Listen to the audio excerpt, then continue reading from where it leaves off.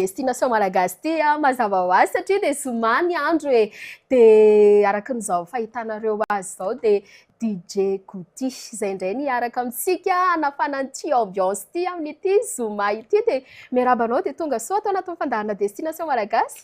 Ja miaraba amirina dia miaraba ny mpijery any tokantrano rehetrarehetra any dia misaotra betsaka nanasa amin'ity zoma magnifique ity. Araka ny teneninay ombenombeny rehefa eto amin'ny destination malagasy indrindra tamin'ity taona 2024 ity dia ho velarintsika ny sehatra. Izany hoe tamin'ny taona lasa, 3 taona lasa efa nandray an'ireo DJ namantsika anisan'ny mpiara-miasa ihany koa sady manao pick-up manokana ho an'ny DJ CMC efa niraisintsika teto ihany koa tamin'ny herintaona lasa ry DJ Nek dia amin'ity fiarahantsika androany ity dia DJ Gouty indray no anafana ny ato trano. Ie, ho lafo ty resakintsika mianadaty satria iaraha malala moa zany fa ao anatin'ny vanim-potoana somary mangatsiatsika koa tsika dia tonga mipoitra ho azy ny aretina tsy asakana ny fiarahantsika eto anefa izany fa na dia izany aza dia aleontsika haka toerana ihany dia tohizantsika ny resaka fa zaho toerana ry DJ Gouty. Dia tafapetraka soamatsara izay sy DJ Gouty zany DJ Gouty zany ihany koa efa tsy vahiny amin'ny olona fa rehefa miteny an'izany dia tsy maintsy manaraka foana le anarana artista hoe Odiay. Fa androany vao tena ho fantaritsika mihitsy manahoana sy manahoana ny lalana ny lalovana fa raha ny nipoiran'izy ity moa zany dia tany États-Unis tany dia avy eo nitoy ny tantara dia mpanao gazety ao anatina onjam-peo no namorona an'izay hoe DJ izay raha toka hoe amin'ny alalan'ny fandaharana tao amin'ny onjam-peo dia rehefa nandeha nefa ny fotoana dia tao anatina resaka hip-hop amin'izay rehefa taty aoriana dia nitoy teny an-dalabe tany amin'ireny raha tsy teny fotsiny hoe ny boîte sy ny sisa tonga taty Madagasikara izy ity aleo toka dia hifantoka atao amin'ny tantaran'ny DJ Gouty amin'izay tsika hoe avy taiza le fitiavana. Zany hoe ny fitiavana mozika moa zany dia efa tamin'ny mbola kely satria fianakavianay dia nilona tao anatin'ny mozika daholo ny ray aman-dreniko mitendry valiha traditionnel, ny zandriko mitendry valiha ihany koa. Zany hoe tao anatin'ny mozika foana zany zahay rehetrarehetra dia misy namana koa mandihy.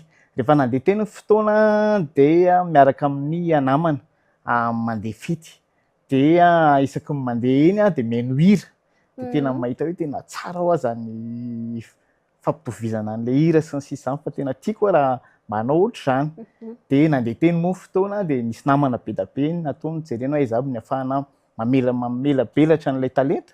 Dia niaraka tamin'ny DJ dia nanomboka teo zany no hodingana tamin'ny taona 2002-2003 tany ho any no nanomboka niditra mbola tsy matianina tao anatin'ilay sehatra fa niditra fotsiny miaraka amin'ireo DJ namana tamin'izany marobe kompatanana eto misy an'izany Def Jim, Riza DJ, Papi Andry, DJ Joe be da be marobe fa ireo aloha zany no anisany niaraka tamiko tamin'izany fanombohana izany. Dia teo amin'ny taona firy no natsapan'ny DJ Gouty manokana hoe efa matianina amin'izay ty fanaovako an'ity raha le izy moa hoe matianina na tsy matianina dia na zany no hoe voalohany hoe mipetraka teny amin'ny afisy ny anarako.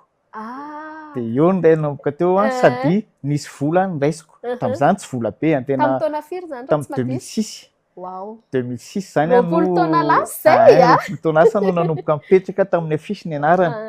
Tamin'izany tena fifaliana be mihitsy zany hoe mipetraka amin'ny afisy ny anarana satria miaraka amin'ny anaran'ireo DJ efa malaza be tamin'izany dia afaliana be ary hoe nisy ezaka be zany natao tao anatin'izay fotoan'izay. Nanomboka teo amin'izay dia mivelatra dia tonga amin'ity 2026 tsika izao amin'izao. Inona ny hetsika tamin'izany satria noko sy antenaiky hoe tsy ho adino DJ Gouty mandrakizay mihitsy izay tamin'ny taona 2004 izay. Zany hoe ny février ilay izy fety Saint-Valentin. Dia soirée ana Saint-Valentin zany nisy ny anarako voalohany tamin'ny afisy.